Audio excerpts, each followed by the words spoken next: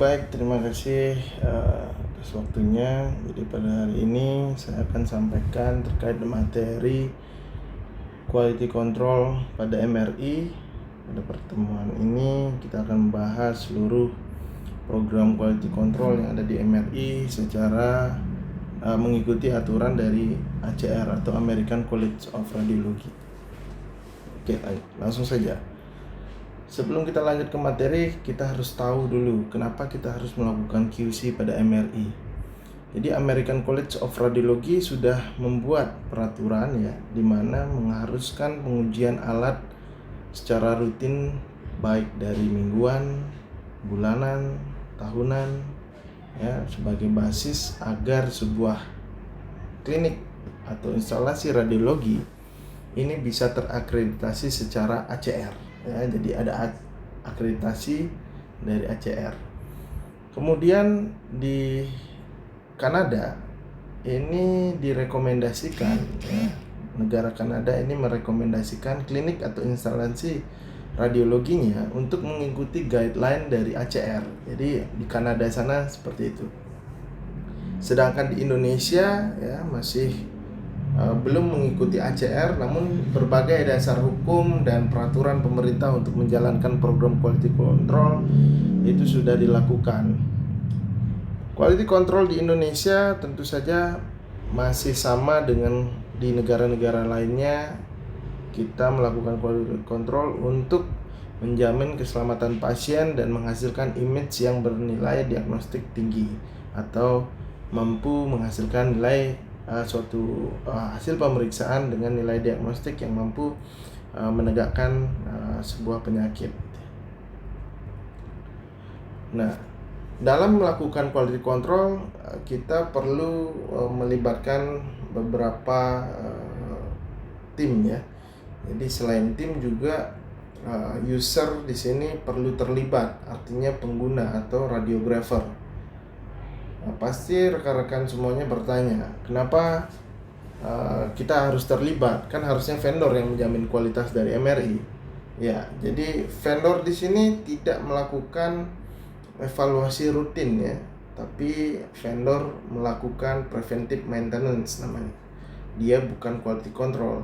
Sedangkan kita sebagai radiografer, kita melakukan pemantauan rutin baik dari harian, bulanan, mingguan, dan tahunan. Nah, vendor juga mempunyai kewajiban dalam quality assurance. Dari alat baru dipasang, ini vendor dia harus mendesain sistem ya atau protokol-protokolnya dengan performa yang bagus, yang optimum agar radiografer mampu melakukan pemeriksaan dengan optimum pula. Jadi si vendor ini akan mendesain sistemnya agar performanya yang bagus dari alat MRI tersebut. Nah, selain program quality control juga quality assurance ini juga meliputi program maintenance-nya terhadap alat-alat yang memang vulnerable seperti water filter, table adjustment, dan sistem calibration-nya. Kemudian juga vendor akan memberikan protokol-protokol yang akan digunakan untuk melakukan quality control harian, bulanan, mingguan, dan tahunan. Jadi vendor ini dia akan melakukan preventive maintenance secara periodik per 3 bulan saja itu tidak cukup ya. Biasanya kan 3 bulan sekali akan dikunjungi oleh vendor untuk program QC, tapi itu saja tidak cukup karena kita perlu evaluasi dari harian, mingguan, dan bulanannya. Oke. Nah, kualitas sistem MRI ya dalam alur pengadaan kita perlu tentu saja berdiskusi dengan rekan sejawat ya, baik dari radiografer, radiolog, fisikawan medis, elektromedis, dan lain sebagainya.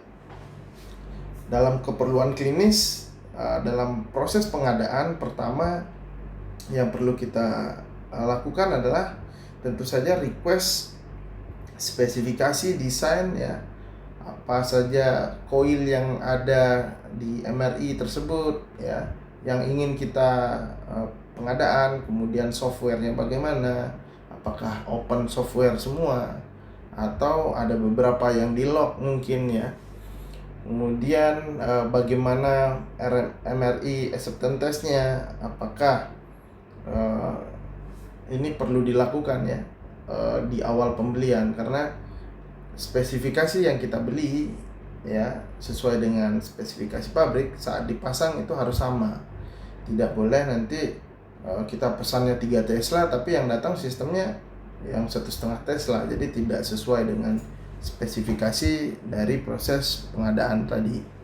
Kemudian protokol-protokolnya, mari protocoling ya, scan parameternya, sekuen-sekuennya itu terbuka semua atau ada yang di lock, atau mungkin sudah diatur dari awal, sudah ditentukan.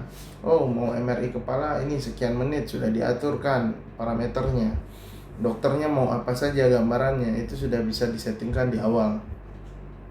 Kemudian terkait dengan quality control, tentu saja apakah ini kita lakukan pemantauannya, bagaimana konsep pemantauannya, protokol apa yang digunakan, alatnya apa saja.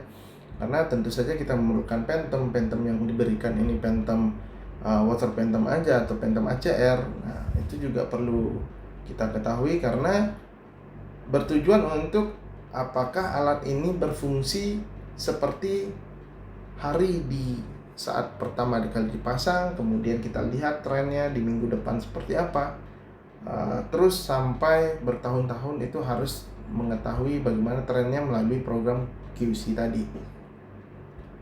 Nah, terkait dengan radiologist performance ya, berdasarkan standar ACR itu kita perlu melakukan penilaian ya melalui mutual reading atau double agreement. Jadi si radiolog pun harus sebenarnya diuji ya. Diuji dalam artian hal yang positif itu apakah si radiolog ini membaca misalnya MRI kepala pasien A gitu ya.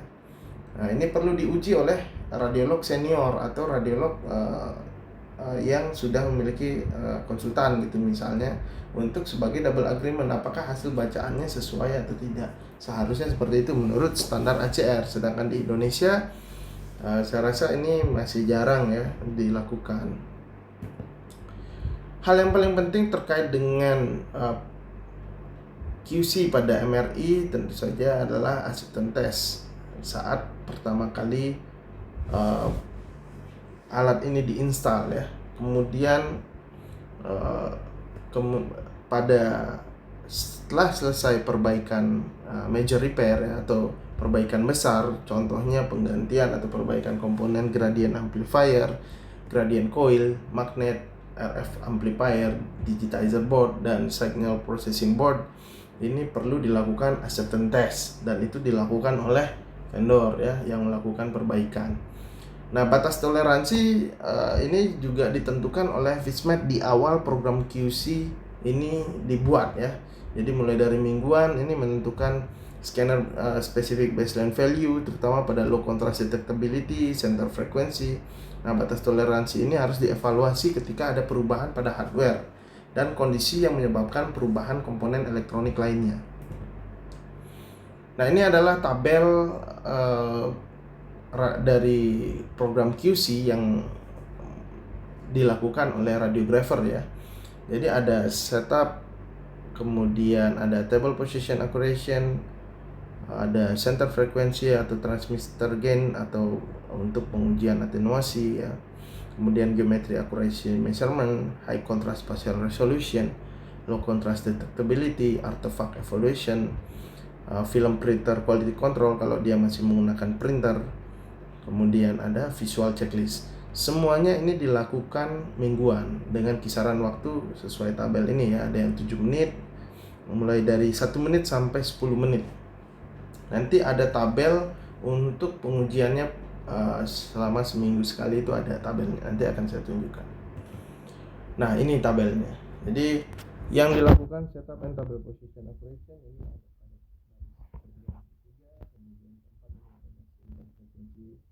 kemudian tabel kelima ini ada attenuation ya, kemudian ada geometry operation measurement ini pada sumbu X, Y, Z ya, ini di tabel 6, 7, 8, kemudian di 9, 10 high contrast spatial resolution, tabel 11 ini low contrast detectability, artifact evaluation ini di tabel 12, dan ini tabel berikutnya ini diuji oleh siapa, dikasih catatan jika ada something yang wrong gitu. Misalnya ada artefak, kita munculkan di sini artefak apa jenisnya. Kemudian ini di tabel nomor 1 ini kita perlu masukkan tanggal pengujiannya. Ini semua dilakukan seminggu sekali. Nah, ini merupakan form ya atau tabel pengujian ya dari ACR ya, hampir sama. Ini ada pengaturan parameternya dan lain sebagainya. Ini lanjutannya.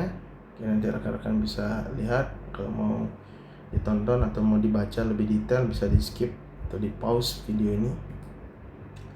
Nah, jadi penjelasan saya yang lebih detail ini terkait dengan quality control pada MRI, saya mengacu pada ACR ya. Jadi rekan-rekan bisa download untuk guideline-nya dari website dari ACR-nya. Silakan nanti rekan-rekan bisa download. Ini ada 2 versi, ada yang large phantom dan small phantom ya. Ini yang large, ini yang small phantom. Oke, nah sebelum kita masuk ke program QC dari ACR, tentu saja dalam pengujian quality control atau evaluasi MRI ya, kita perlu menggunakan phantom. Kalau kita menggunakan metode pengujian dari ACR, tentu saja kita harus menggunakan phantom ACR juga. Nah, phantom ACR ini seperti rekan-rekan lihat di gambar. Ya, ada gambar di sebelah kanan. Ini phantom ACR ini terbuat dari plastik akrilik ya, berbentuk silinder dengan panjang 148 mm dengan diameter 190 mm. Dimana phantom ini berisi cairan nickel chloride dan sodium chloride ya. Nah, bagian luar phantom ini terdapat tulisan ya, ada nose dan chin.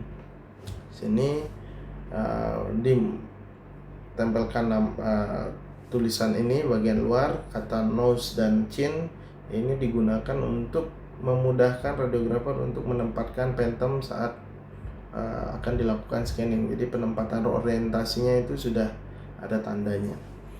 Nah, di dalam phantom terdapat berbagai macam struktur yang dirancang khusus ya untuk keperluan quality control untuk menilai performa dari pesawat MRI-nya.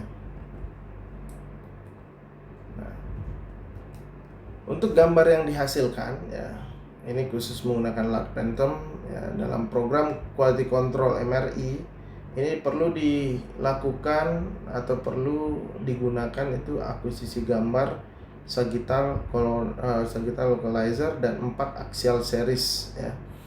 Nah, setiap serial gambar aksial ini terdiri dari 11 slice pada lokasi yang sama. Jadi setiap aksialnya terdiri dari 11 slice. Nah, gambar yang dihasilkan ya, gambar ini yang dihasilkan dengan menggunakan head coil. Jadi phantomnya di scanning menggunakan head coil. Kemudian scanning parameter untuk localizer dan 2 axial series pertama ini diatur oleh ACR. Jadi parameternya itu sudah diatur oleh ACR. Jadi tinggal kita menyesuaikan dengan alat yang kita gunakan. Dan ini juga sebaiknya kalau memang mengacu pada ACR, maka dilakukan dari pertama kali dipasang alatnya sampai seterusnya. Ini dilakukan pengujian dengan metode yang sama. Nah, itu baru tadi 2 axial series yang pertama itu diatur oleh ACR. Kemudian serial ini kita sebut sebagai ACR sequence atau ACR image.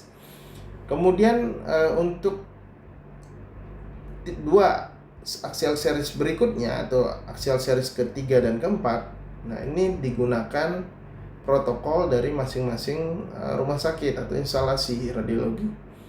Nah, ini juga disebut sebagai side sequence dan side series. Biasanya karena kita menggunakan coil kepala, maka sequence dan protokol yang digunakan itu menggunakan protokol MRI kepala juga.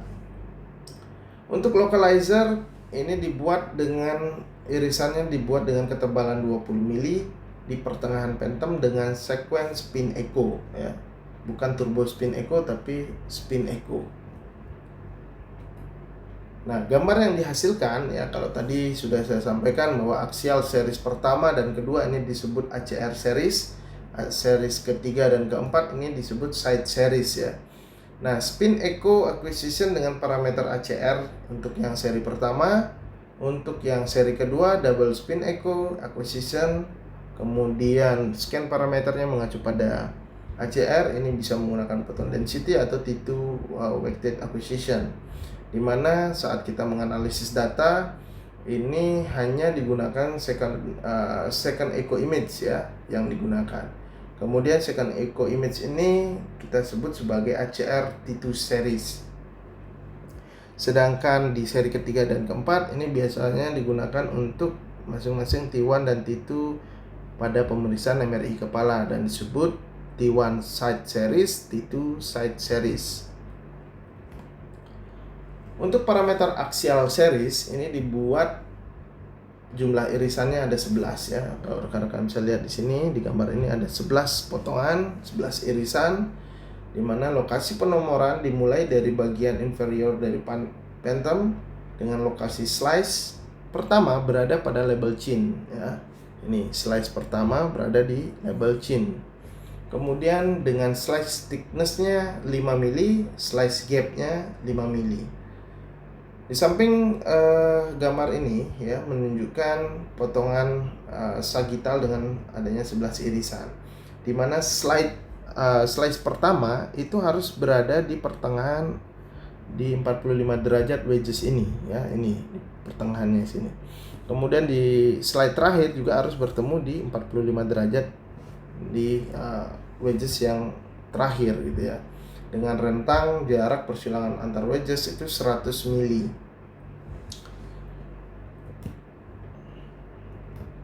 Nah, setelah dilakukan scanning maka dia akan muncul gambaran seperti ini. Nah, ini adalah ACR axial series ya. Jadi ini yang kita perlu lakukan evaluasi. Untuk uji kuantitatif pada gambar, ini kita bisa melakukan geometri akurasi, high contrast spatial resolution, slice stiffness accuracy, slice position accuracy, image intensity uniformity, percent signal ghosting, low contrast object detectability, ditambah dengan artifact evaluation. Nah, uji yang pertama adalah uji akurasi geometri. Ini bertujuan untuk memastikan bahwa skala yang terdapat pada gambar proporsional dengan ukuran aslinya. Frekuensinya mingguan, alat yang digunakan phantom ACR, localizer yang sagittal, ini digunakan gambar kelima dari T1 ACR axial series dengan large phantom. Untuk prosedurnya, yang pertama perlu kita lakukan adalah pengaturan window width, window level, di mana kita setting dulu window width dengan nilai rentang yang sempit atau 0 atau 1. Kemudian setelah itu kita atur window level sehingga setengah dari cairan di dalam phantom terlihat putih dan setengahnya lagi hitam.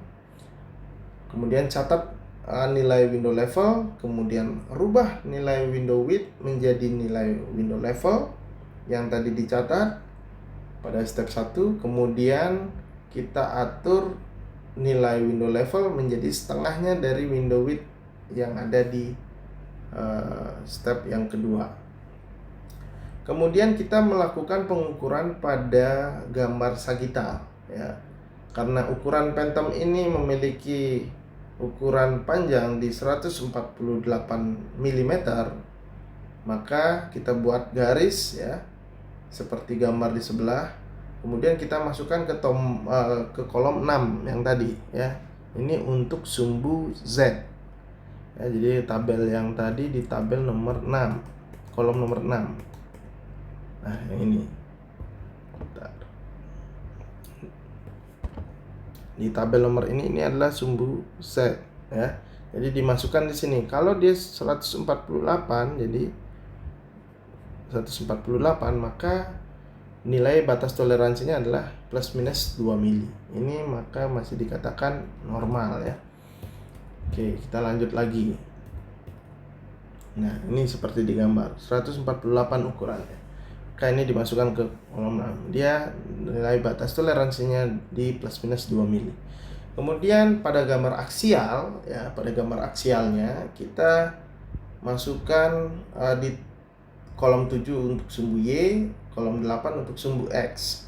Dimana ini ukurannya dari masing-masing sumbu X dan sumbu Y ini dimasukkan ke dalam kolom tadi, kolom 7 dan ke 8. Jadi kalau tabel 6 itu sumbu Z, ini yang Y ya, jadi dia harus di 190. Ini juga 190 normalnya ya, plus minus untuk batas toleransinya di 2 mili. Sama untuk sumbu X, Y, Z. Oke. Ini untuk uji akurasi geometri ya. Kita gunakan settingan window level dan window width yang sebelumnya di pengujian sumbu Z. Nah, untuk evaluasi ya, pada FOV-nya ini 25 cm untuk large phantom dan 10 cm untuk small phantom. Jadi kalau menggunakan large phantom, dia gunakan FOV-nya 25 cm, sedangkan kalau menggunakan small phantom, kita gunakan yang 10 cm. Nah, seperti yang tadi tertulis di tabel ya, jadi setiap pengukurannya batas maksimum atau batas nilai toleransi maksimumnya adalah plus minus di 2 mili dari ukuran objek sebenarnya. Jika terjadi penyimpangan, ya, hasil pengukuran melebihi batas toleransi, maka radiografer harus mengecek bor magnet untuk memastikan bahwa apakah ada benda ferromagnetik yang menempel pada magnet, misalnya jepit, rambut gitu ya, atau peniti, paperclip, atau koin logam gitu ya, yang berbahan ferromagnetik. Jika ditemukan, kita bersihkan dulu ya, yang menempel, kemudian kita lakukan pengukuran ulang, jadi melakukan scanning ulang. Jika ditemukan problem yang masih sama ya, melebihi batas toleransi, maka kita perlu menghubungi fisikawan medis atau teknisi agar dilakukan kalibrasi gradient field-nya sesuai dari rekomendasi vendor. Oke, itu terkait dengan uji akurasi geometrik. Hal yang paling penting di sini ya, terkait dengan uji akurasi geometrik, penyebab yang paling sering terjadi masalah geometri adalah gradien yang tidak terkalibrasi dengan baik. Gradien X, Y, Z yang tidak terkalibrasi dengan baik ini dapat menyebabkan gambaran pada area sumbu X, Y, Z ini terlihat lebih panjang atau lebih pendek dari ukuran sebenarnya. Hal ini juga dapat menyebabkan error pada posisi slice. Sebagai catatan, adalah hal yang wajar jika gradien mengalami penurunan seiring waktu ya, dan dapat hal ini dapat memerlukan kalibrasi dan dari service engineer. Oke, poin yang kedua yang paling penting, gradient amplifier ini perlu waktu untuk warming up dan stabil ketika dihidupkan. Jadi sebelum dilakukannya scanning ya, untuk pengujian akurasi geometri ini atau pengujian lainnya, sebaiknya MRI ini sudah dihidupkan setidaknya 1 jam sebelum dilakukan pengujian. Biasanya rumah sakit itu atau klinik atau instalasi radiologi itu dia akan mematikan MRI-nya ketika di malam hari ya, karena tidak ada pasien gitu misalnya. Nah, itu tidak masalah, namun sebelum dilakukan pengujian ini kita perlu melakukan warming up dengan cara minimal dihidupkan 1 jam sebelum dilakukannya pengujian pada phantom. Berikutnya adalah yang paling penting juga terkait kemungkinan lainnya ya, terutama pada penggunaan bandwidth receiver yang rendah.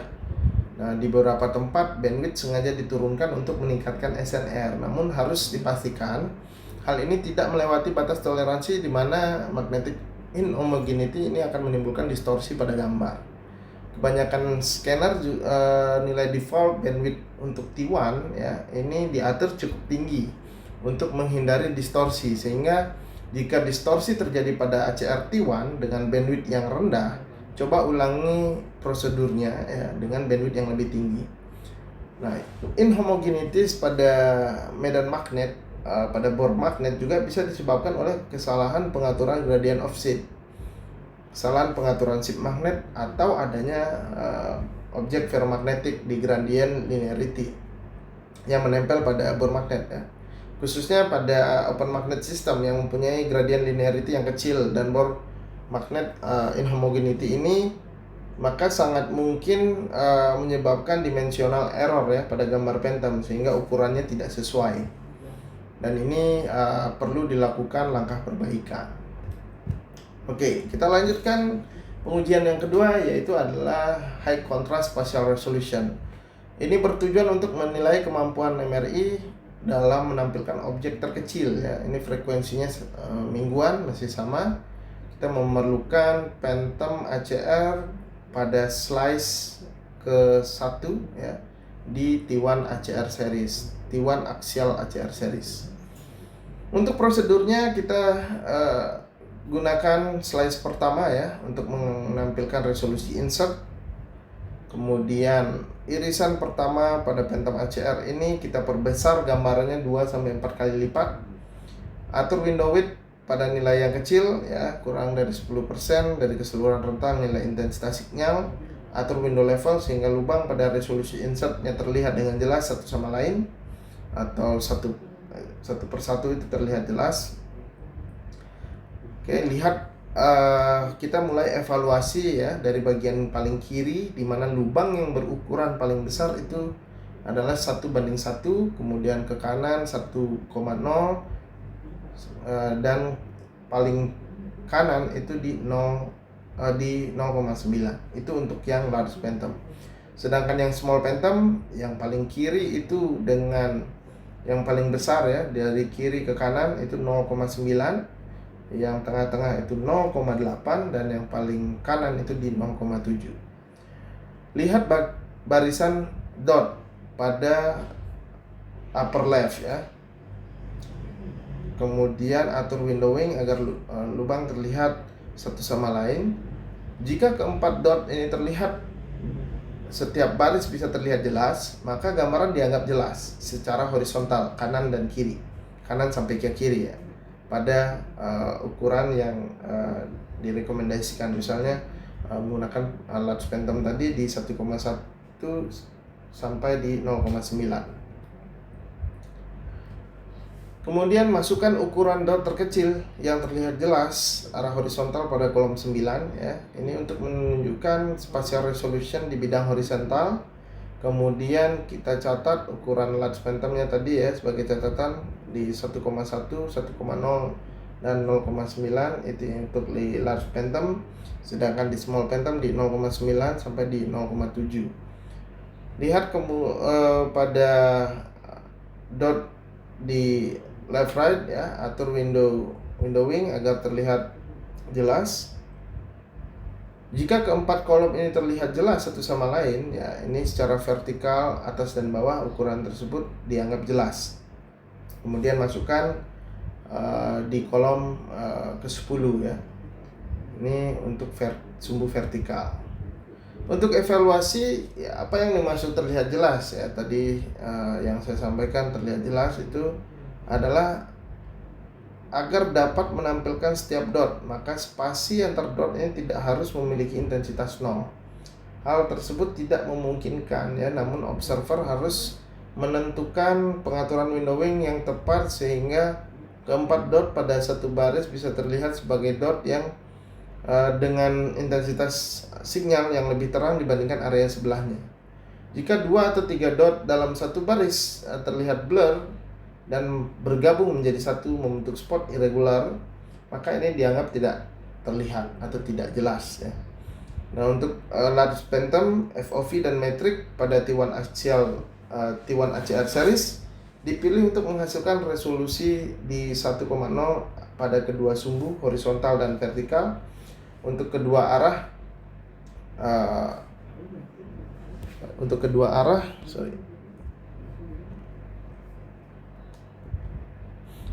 kedua arah dari T1 ACL series ini spasial resolusi juga harus di 1,0 atau lebih ya. Kebanyakan MRI kita bisa melihat dot berukuran 0,9. Resolusi MRI ini tidak boleh berubah. Untuk small Phantom ya, FOV dan metriknya diatur untuk menghasilkan resolusi insert di 0,8 pada kedua sumbu, baik di vertikal maupun horizontal. Perubahan pada high contrast spatial resolution ini juga bisa mempengaruhi kekuatan gradient field, kompensasi arus, dan atau bore homogeneity yang belum dikalibrasi. Gradient amplifier juga dianggap sebagai hal yang dapat menurunkan spatial resolution, ya. Ini perlu kita konsultasikan dengan fisikawan medis jika ditemukan adanya penurunan nilai spasial resolusi. Oke, selanjutnya adalah low contrast detectability. Low contrast detectability adalah kemampuan dari MRI untuk menunjukkan atau menampilkan objek dengan nilai kontras yang rendah. Ini pengukuran ini bertujuan untuk menilai organ-organ yang memiliki kontras yang rendah. Maka Phantom ACR juga diberikan objek ya dengan ukuran dan kontras yang rendah. Nah, deteksi objek dengan kontras yang rendah ini ditentukan dengan contrast to noise ratio atau CNR, dan bisa berkurang dengan adanya artefak seperti ghosting artefak ya. Nah, Phantom ACR ini dilengkapi objek berkontras rendah pada slice ke-8 sampai ke-11 pada T1 aksial, kemudian di large phantom ya, untuk small phantom di slice ke-6 dan 7. Nah, pada masing-masing slice ini low contrast objek ini akan terlihat seperti barisan titik-titik membentuk radial atau spike ke arah dalam ya, keluar, dari dalam keluar. Ini 10 titik melingkar ke arah luar sebanyak 3 titik. Jadi ada 3 baris. Nah, semua titik pada slice tertentu ini mempunyai level kontras yang sama untuk large phantom dan slice thickness 5 mili. Nilai kontras pada slice ke-8 hingga ke-11 adalah 1,4%, 2,5%, 3,6%, dan 5,1%.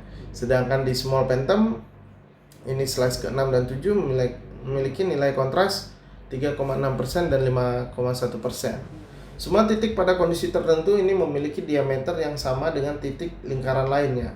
Dimulai dari arah pukul 12 berputar searah jarum jam, maka diameter titik akan berkurang dari 7,0 mili ke posisi pertama hingga 1,5 mili di posisi ke-10. Titik dengan low contrast merupakan lubang pada phantom yang dirancang sedemikian rupa pada posisi slice ke-8 sampai 11. Pada pengukuran tes ini dilakukan untuk menghitung jumlah spike yang terlihat pada irisan aksial ya. Penentuan slice juga bisa dilakukan oleh fisikawan medis. Contohnya pada large phantom. Jika semua titik mampu ditampilkan pada slice ke-9, 10, dan 11, maka namun hanya beberapa titik yang terlihat pada slice ke-8, maka slice ke-8 tersebut harus digunakan pada tes ini. Untuk small phantom juga sama.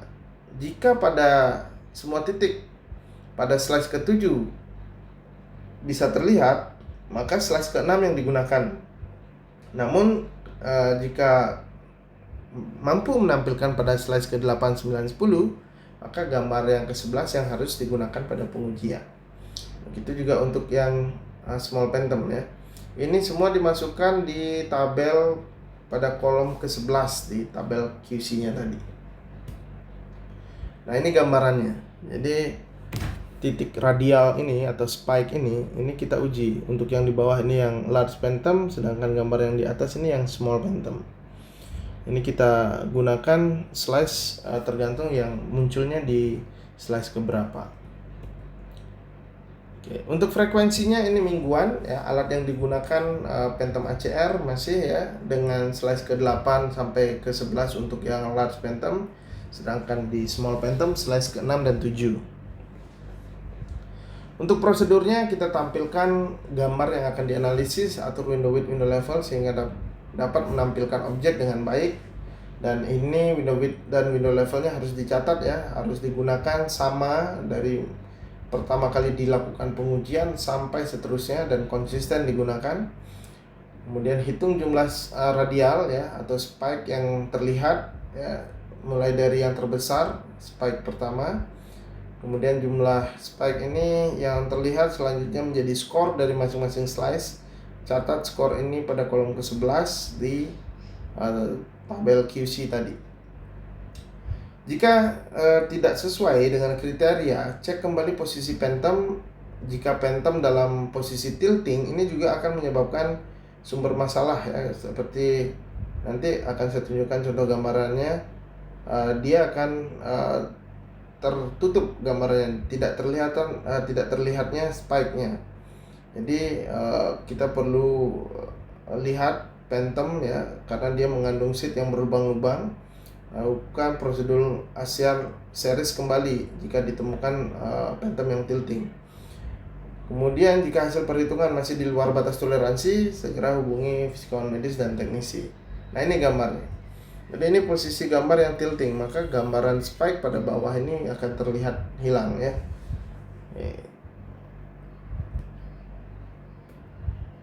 Untuk evaluasi low contrast detectability ini berhubungan dengan SNR.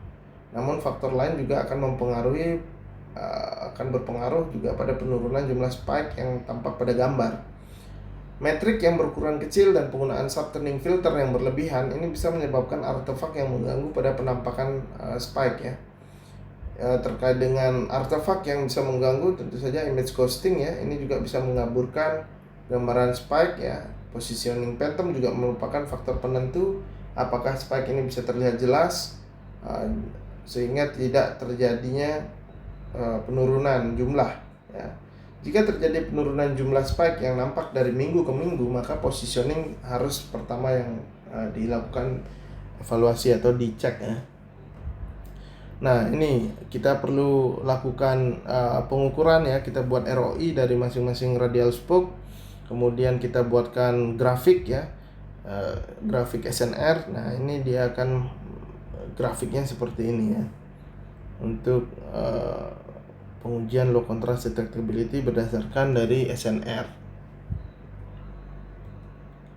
Nah, ini artefak ya, ghosting artefak seperti gambar yang B. Nah, ini juga kesalahan artefak ya, atau benda-benda yang mempengaruhi bor magnet ya, terkait dengan image. Nah, ini pengaruhnya pada gambaran phantom akan terjadi seperti ini. Nah, spike ini dikatakan lengkap atau jelas jika ketika dot terlihat. Jadi kan ada tadi baris bagian dalam ya, bagian tengah dan bagian luar. Jika tampak ketiga dot, maka hitung keseluruhan spike-nya, bukan menghitung jumlah dot. Jadi kalau ketiganya kelihatan, maka kita anggap terlihat jelas. Jadi terkadang spike juga tidak lengkap atau jelas terlihat ya. Jangan masukkan spike ini dalam perhitungan. Dot area pada threshold yang akan dinilai ini akan terlihat ini tidak sempurna atau agak kabur. Namun hal tersebut tidak menjadi masalah. Kita tidak menilai seberapa perfect penampakan dot, namun cukup terlihat saja dibandingkan background sekitarnya. Jika jumlah spike yang terlihat berkurang dari minggu sebelumnya, ya lebih dari 3, hubungi fisikawan medis. Nah, ini artifact evaluation. Ya. Untuk artifact evaluation ini bertujuan untuk menilai sistem performance ya, karena artefak ini bisa muncul jika sistem mengalami kerusakan. Salah satunya tadi contohnya ya di ghosting ya, ghosting artefak. Nah, alat yang digunakan adalah gambaran dari T1 axial series. Untuk prosedurnya ya, jadi masing-masing slice ini diatur window width window level dengan rentang nilai pixel maksimal dengan dapat terlihat pada gambaran. Hal ini akan susah dilakukan dengan mata atau manual ya, karena phantom mengandung objek dengan berbagai macam kontras. Sebagai triknya, cari objek dengan nilai pixel tertinggi dengan cara melakukan pengukuran ROI pada area dengan intensitas signal tertinggi. Kemudian atur window width dengan nilai rentang tersebut dan setengahnya nilai window level, setengah dari nilai window width. Nah, pada gambar dilakukan cek ya, apakah phantomnya terlihat bulat atau tidak, atau terlihat oval atau terdistorsi, tidak adanya ghosting artefak atau gambaran phantom yang terlihat double, tidak adanya streak atau titik-titik putih atau white noise, dark noise ya, tidak adanya gambaran yang tidak biasa pada gambar ya. Pasti di awal pengukuran pasti akan menunjukkan gambaran yang optimal. Nah, itu kita jadikan acuan ya, apakah masih sama gambaran yang pertama kali dilakukan uji sampai seterusnya. Jika terdapat ketidaksesuaian, maka di kolom ke-12 itu tinggal diketikkan yes ya, jika tidak ada artefak ya. Namun jika ada artefak, kita tulis keterangannya, entah misalnya ghosting artefak gitu ya, secara spesifik. Kita tulis yes jika ada artefak. Kalau tidak ada, kita tuliskan no gitu atau tidak ya. Dan ghosting artefak ini merupakan gejala non-spesifik ya jika terjadi problem pada hardware ya. Secara umum ini disebabkan oleh ketidakstabilan sinyal yang ditangkap, yang bisa merupakan masalah dari receiver, transmitter maupun gradient. Nah, phantom yang bergerak selama scanning juga bisa menyebabkan ghosting, tapi saya rasa untuk ruangan MRI ini pasti jauh dari area keramaian ya, atau jalur kendaraan ya. Kalau misalnya di sebelahnya ada jalan besar, mungkin ada truk yang lewat goyang, nah itu mungkin bisa menyebabkan ghosting artefak saat scanning. Tapi saya rasa itu jarang terjadi ya. Kecuali ada gempa bumi gitu mungkin ya, itu bisa muncul dan itu perlu dilakukan scanning ulang. Oke. Yang terakhir terkait pengujian dari MRI ini terkait dengan visual checklist. Nah, mingguan untuk frekuensinya dia mingguan ya. Sebenarnya visual checklist ini perlu dilakukan setiap hari ya. Kita perlu mengecek untuk tujuannya ya. Kita memastikan bed pasien, lampu indikator, integritas ruangan dengan radiofrekuensi, troli emergency, safety light, kemudian monitor, kemudian suhu ruangan, nilai kandungan pendingin dari MRI, kemudian dan hal-hal teknis lainnya ya, secara mekanisme dan elektronik ini harus berfungsi secara normal. Maka termasuk emergency kit ya, emergency trolley, barang-barang non ferromagnetik yang bisa mendukung proses pemeriksaan di MRI ini wajib kita evaluasi setiap harinya. Namun dilaporkannya minimal mingguan. Nah, untuk beberapa fitur mungkin tidak semua rumah sakit atau tidak semua instalasi radiologi itu memiliki fitur-fitur di MRI. Misalnya koilnya lah. Koil di tidak semua rumah sakit punya coil ankle gitu misalnya. Tidak semua rumah sakit punya coil wrist gitu ya. Atau coil-coil tertentu yang spesifik gitu ya.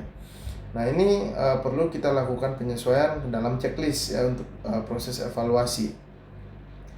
Nah, yang perlu kita lakukan evaluasi, benda-benda yang masuk ke dalam checklist ini harus tersedia dan dicentang dalam checklist. Jika peralatannya tidak berfungsi, maka harus diperbaiki. Misalnya termometernya tidak sesuai, apakah memang suhunya yang tidak sesuai atau termometernya yang rusak. Nah, itu yang kita perlu lakukan perbaikan. Kemudian metal detektor gitu misalnya kalau diperlukan. Nah, ini perlu kita lakukan penggantian baterai lah mungkin, atau kita perlu perbaiki, atau rusak kita perlu ganti. Semuanya yang mengandung kepentingan terkait dengan patient safety di ruang MRI itu wajib kita lakukan checklist melalui visual checklist ini. Nah, tabelnya untuk visual checklist ini khusus ya. Jadi ini per hari, ini seperti di tabel ini berdasarkan ACR ya. Semuanya ini perlu kita evaluasi ya. Pintunya, kemudian kamera ya, alat komunikasi pasien dengan petugas, tombol emergency dan lain sebagainya, siren level ya. Itu perlu kita cek apakah sesuai rekomendasi vendor atau tidak, berapa level indikator normalnya ya. Itu bisa kita cek dulu sebelum digunakan setiap pagi ini biasanya.